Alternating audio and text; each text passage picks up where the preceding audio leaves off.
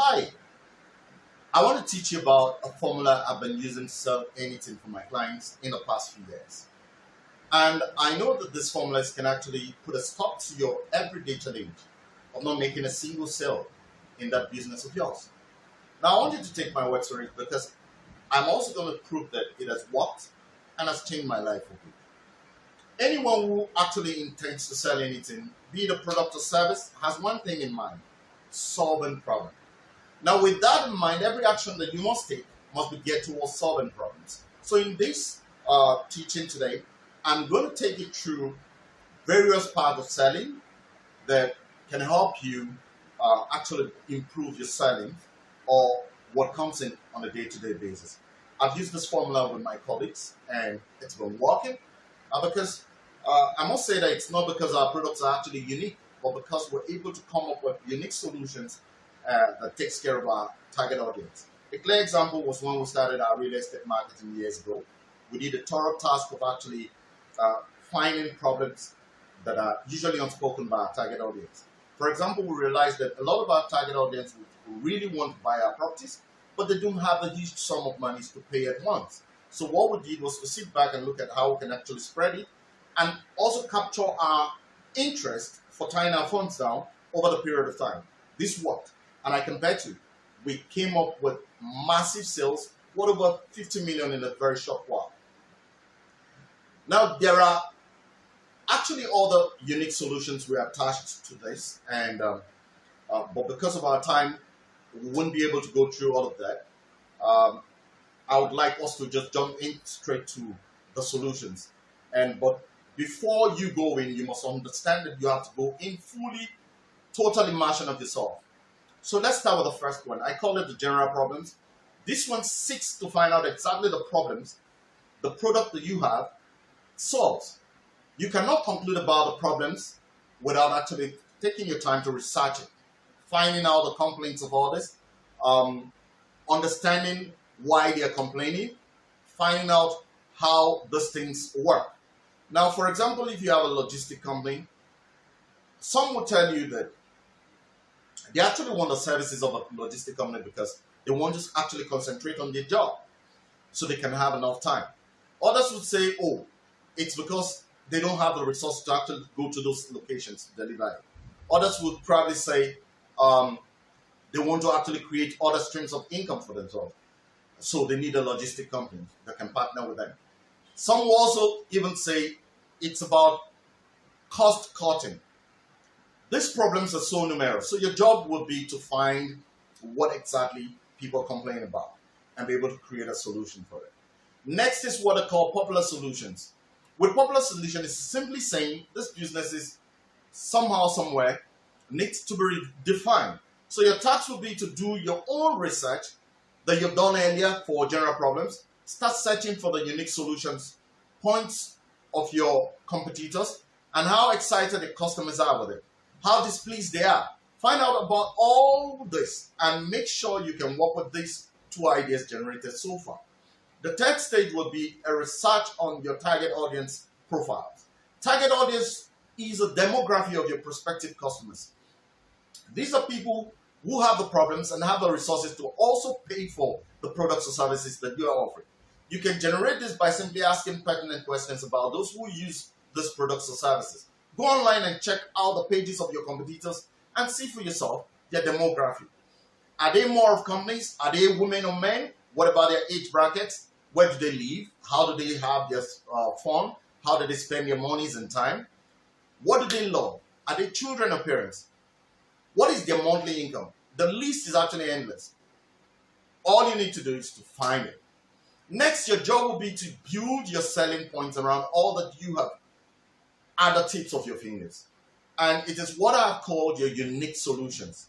Your unique solutions become the responses that you have to provide for all the problems that you have identified with other competitors, using the various complaints extracted from the previous exercises that you've done so far. So what you need to do is to create bullet points and start rehearsing. Develop and share with your team members, if you already have one. Get them to do some more deep research and intriguing questions to be asked so that you can all solve this all at a time. Once you're sure you have this, an unbeatable presentation, then start your pitch. Now, the next one is to bring in urgency during pitching. During presentation, there is a need to actually bring in the silent aspect of urgency to your prospective customers. This is one of the best ways to actually close sale after all said and done. The level of urgency you can put to it will determine how fast you can sell your products or services. For example, use words like, in 7 days, 100 of these products or services will be out of stock, and we would have to wait for another 90 days to make some new ones, so you better hurry up and pay.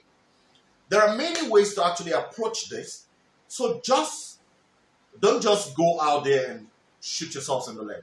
Now, you need to be sincere about what you're saying. That's very important. For example, you could tell them to get theirs now because the price will increase in the next 25 hours. Now listen, just do what you need to do. If you're still with me, let's continue. The next is to play down on the pricing.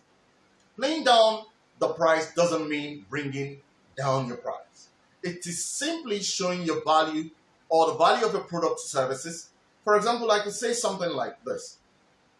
With this product, ordinarily you can get it out there if there was any at all for 1 million naira. But listen, these products have just A, B, and C. My products have A, B, C, and D. Just name as much values as you can with your products and make sure it is well emphasized to ensure they hear you loud and clear. Then go on and tell them that it will give you all the freedom and also keep monies in your pocket. Of course, people want to spend and still have something or still have monies left with them. Then go on and say as much as you can. Guess what? I'm just giving it for half a price though you are getting. Probably half a price or higher than the price, whatever. Then resound the price clearly again to them. Instead of 1 million naira, you will get it for something like 500k or 1.5 million naira, depending on what your competition and value is. Remember, I already talked about it earlier. Now, that takes care of playing down your price. Lastly on this formula is offer bonus. At this point, while they are trying to actually struggle with your price, you can then entertain them with this mind-blowing factor called the bonus. Bonus is either an additional product or service to the original offer, or something by the side for the original offer that could solve other problems. For example, it could be something like a golden plated pen, a plastic cup with a company's label. It could be a home delivery. It could be guaranteed for 30 days refund and all of that, ensuring that they are satisfied. Now, just anything that adds to the glamour or adds to the benefits that you are giving them. Before I go, I hope you enjoyed this piece today. Let me know in the comments below. But before you go, I have got one offer for you. And it is very important, a secret that I want to reveal here. In 2014, I wrote about a book, How to Start a Business Without Money. Facebook thought I was actually playing when I advertised it. At first, they blocked my ads and I kept writing to them. Of course, the reason is simple. Their policy goes against such promises, and funnily, they use robots to check these comments before they approve your ads. So one day, I got a call from their office after I had troubled the living daylight out of them. And the guy on the other side of the phone decided to tell me why they didn't allow my ads to run. As soon as he was done talking, I started telling him about what my book is all about. And I asked him to check my page up and also allow me to send him some pictures of how I did some stuff without money. He didn't wait to ask for more as he went on to approve my ads.